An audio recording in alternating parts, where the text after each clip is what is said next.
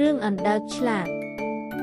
មានពេលមួយនៅក្នុងស្រះដ៏ស្ងប់ស្ងាត់មួយជ្រៅក្នុងទីជនបទនៃប្រទេសកម្ពុជាសត្វអណ្ដើកតូចមួយមានសុបិនធំសត្វផ្សេងទៀតទាំងអស់គិតថាគាត់យឺតនិងគួរឲ្យធន់ប៉ុន្តែអណ្ដើកជឿថាគាត់មានលក្ខណៈពិសេសព្រោះគាត់អាចរៀនអ្វីក៏បានប្រសិនបើគាត់ព្យាយាមគ្រប់គ្រាន់ថ្ងៃមួយអណ្ដើកបានឫសក្អែកពីរក្បាលនិយាយគ្នាក្បែរស្រះតើអ្នកទេស្ដេចកំពុងរៀបចំការប្រកួតនៅទីក្រុងបាទសត្វណាដែលអាចនិយាយបានដូចមនុស្សនឹងទទួលបានមេដាយមាសភ្នែករបស់អណ្ដើកបានពង្រេកប្រសិនបើខ្ញុំអាចឈ្នះការប្រកួតគ្មាននរណាម្នាក់អាចហៅខ្ញុំថាគួរឲ្យធន់ទៀតទេគាត់បានគិតដំណើររបស់អណ្ដើកបានហាត់រាល់ថ្ងៃសួស្ដីគាត់បាននិយាយថាអរគុណខ្ញុំឈ្មោះអណ្ដើក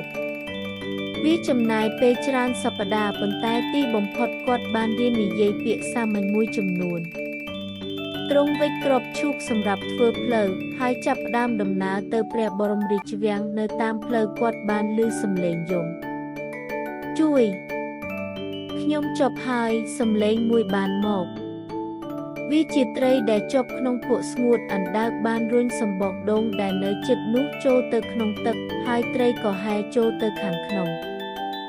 អរគុណអណ្ដើកប្រសិនបើអ្នកត្រូវការជំនួយហៅមកខ្ញុំត្រីបាននិយាយថាអណ្ដើកញញឹមហើយបន្តដើរបញ្ហារបស់បក្សី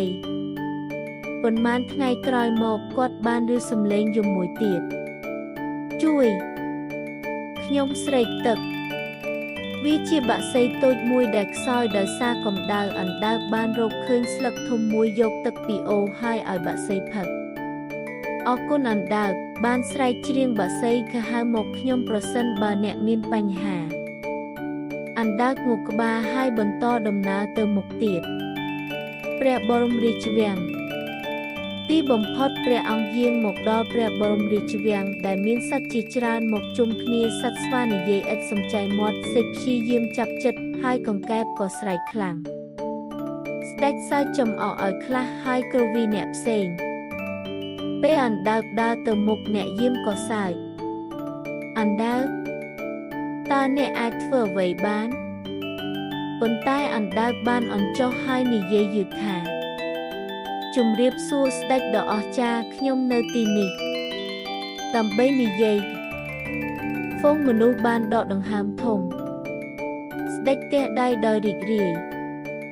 អស្ចារ្យណាស់អ្នកបានរៀនភាសាមនុស្សអ្នកនឹងទទួលមេដាយមាសប៉ុន្តែស្រាប់តែស្វាប្រច័ណ្ឌមួយក្បាលស្រែកឡើងថាអណ្ដើកនេះច្បាស់ជាចាញ់បោកវាច្បាស់ជាលេបធ្ងវេទមិនហើយស្ដេចងក់ក្បាលស្វែងរកគាត់ឆ្មាំចាប់អណ្ដើកទៅមាត់ទន្លេដើម្បីអង្រួនវាអណ្ដើកភ័យខ្លាចសង្គោះដោយមិត្តរំពេចនោះត្រីពីមុនលោតចេញពីទឹកឲ្យគាត់ទៅគាត់បានជួយសង្គ្រោះជីវិតខ្ញុំពេលនោះបក្សីក៏ហើរចុះមកស្រែកយំគាត់ឲ្យទឹកខ្ញុំពេលខ្ញុំស្លាប់គាត់ចិត្តល្អនិងស្មោះត្រង់ស្ដេចឃើញដូច្នោះក៏ញឹមសត្វណាដែលរកបានសេចក្តីស្រឡាញ់ពីអ្នកដទៃពិតជាមានប្រាជ្ញាមែនមិនត្រឹមតែអណ្ដើកនេះឆ្លាតប៉ុណ្ណោះទេវាមានចិត្តល្អអណ្ដើកត្រូវបានដោះលែងនិងផ្ដល់មេដាយមាសមួយរួមជាមួយនឹងខ្នាយពណ៌ក្រហមទន់នៅក្នុងសួនច្បាររបស់ព្រះមហាក្សត្រដែលគាត់រស់នៅដោយសប្បាយរីករាយជារៀងរហូតសីលធម៌នៃរឿងភាពវៃឆ្លាតពិតប្រាកដកើតចេញពីការរៀនសូត្រនិងសេចក្តីសប្បុរសការជួយអ្នកដទៃនាំមកនូវជំនួយនៅពេលដែលអ្នកត្រូវការវាបំផុត